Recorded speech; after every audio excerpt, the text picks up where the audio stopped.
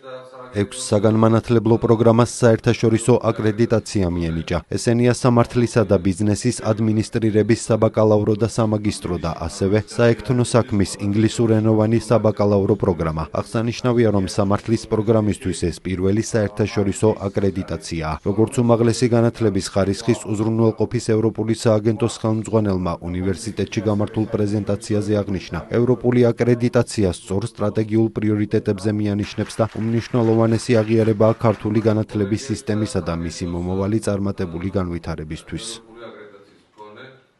უმაღლესი განათლების ხარისხის უზრუნველყოფის საერთაშორისო სააგენტოს მიერ აკრედიტაცია მიენიჭა 6 საგანმანათლებლო პროგრამას.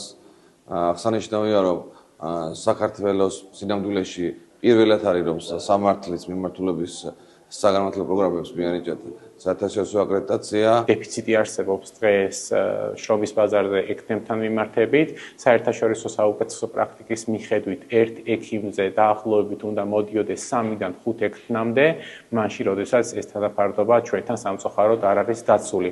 შესაბამისად ვფიქრობ, რომ საექთნო პროგრამის საერთაშორისო აკრედიტაცია კიდევ უფრო მეტ ინტერესს გააჩენს. ბავშვებისთვის ეს არის აუცილებლად გაცვლის პროგრამაში მონაწილეობა, იმიტომ რომ ეს დიპლომი უკვე იქნება აღიარებული საერთაშორისო დონეზე, შესაბამისად მათ მეტი შანსი ექნებათ იმისი, რომ გააგრძელონ სწავლა ევროპის უნივერსიტეტებში, სამაგისტრო საფეხურზე, სადოქტორო საფეხურზე.